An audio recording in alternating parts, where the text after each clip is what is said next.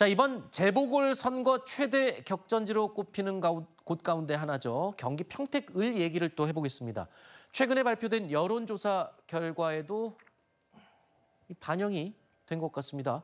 보시는 것처럼 민주당 김용남 후보가 28.8%, 유이동 국민의힘 후보가 22.5%, 조국혁신당 후보가 22.2%, 모두 오차 범위 내에서 아주 격전을 벌이고 있는 겁니다.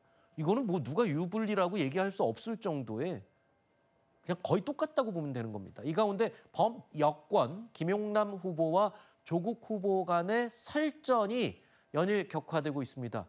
단일화는 완전히 물 건너갔고 설전도 심해지고 있네요. 어느 정도인지 들어보실까요, 직접?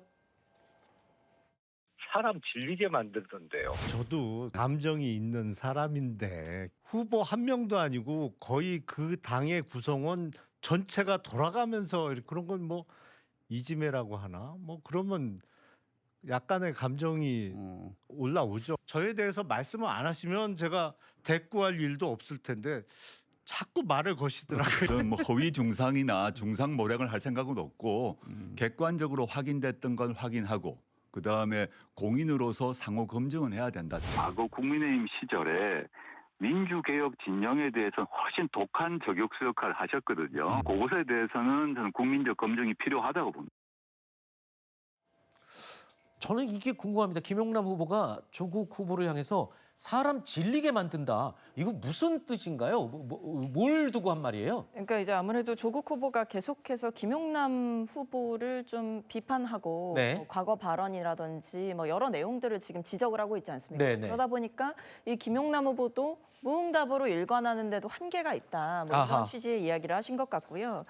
저는 개인적으로 좀 아쉽긴 합니다. 조국 대표께서 뭐 평택을 출마를 결정하신 것 자체는 네. 뭐 다른 당으로서 뭐 거기에 대해서 왈가왈부할 일은 아니겠습니다만 결국 조국혁신당 이번 지방선거 기치가 뭡니까? 국힘 제로 아닙니까? 네. 국힘 제로를 하겠다라고 하면서 결국에 지금 평택 의뢰에서 하고 있는 주요 선거운동 중에 하나는 민주당 후보를 비판하고 이야기하는 내용들이거든요. 네. 사실 이것은 진보 진영 전체에도 저는 좋은 방향은 아니다. 그리고 더더욱 오히려 이러다 보니까 조국 대표가 이 김용남 후보를 공격하다 보니까 유희동 후보가 손을 놓고 있어요. 네. 그러니까 이런 상황들을 봤을 때 지금 국힘 제로를 외치면서 오히려 국힘이 더 좋은 방향으로 지금 네. 선거운동을 하고 계신 이 조국 대표의 모습은 아쉽다라는 생각이 듭니다. 그러니까 국회 후보를 놔두고 왜 민주당 후보하고 자꾸 붙느냐 그 얘기인데 조국 대표 입장에서는 이럴 수밖에 없을 것 같아요. 어차피 단일화 물 건너간 분위기라면 지금 1등하고 있는 후보를 막 공격하면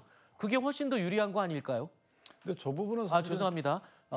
지금 오차범위 내기 때문에 제가 그거는 제가 정정하도록 하겠습니다. 1등이라는 표현은 제가 취소를 하고요. 예. 저기는 사실은 이제 순위를 정할 수 없을 만큼 치열하잖아요. 그렇죠. 그런데 5개, 그러니까 3개 당대표가 또 출마한 지역이에요. 그렇죠. 예, 그러니까 김재현 진보당의 당대표도 출마하고 조국당의 조국 대표도 출마하고 그다음 자유혁신의 황교안 대표도 출마한 지역이에요. 네네. 근데 저희가 이제 양당 진보 민주 진영과 뭐 보수 진영의 1대1 구도 이렇게 가기는 어렵다고 보고 네네네. 그렇다면 조국당의 조국 대표 입장에서 보면 지금 민주당을 공격하는 수밖에 없는 거죠. 네. 왜냐하면 진보당과 조국당이 만약 연대를 하게 되면 네. 3자 구도에서 본인한테 표를 뺏어올 수 있는 것은 민주당이거든요. 그러니까 3자 정립 구도를 염두에 둔 실제 선거 전략 차원의 공격이고 민주당 김영남 의원의 경우에도 이번에는 물러설 수가 없는 거예요. 본인이 네. 물러서면 정치 생명이 끝나는 거거든요. 네. 일단 본인은 단일화를 안 하더라도 본인이 여기 살아남아야 되겠다. 네. 이런 취지로 보면 김영남 후보와 조국 후보 간에는 저렇게 서로 치고받을 수 있는 정치적 환경이 조성돼 있는 거죠. 따라서 저는 3자 구도를 염두에 둔 서로 간의 치열한 공방이고 네. 그것은 어쩔 수 없는 공방이지 않을까 이렇게 봅니다. 네.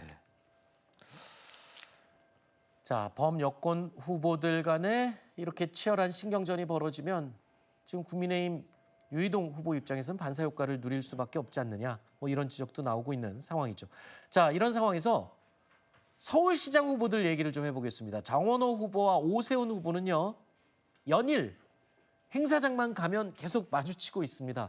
어제 두 후보는 서로 서울시의 큰아들이다.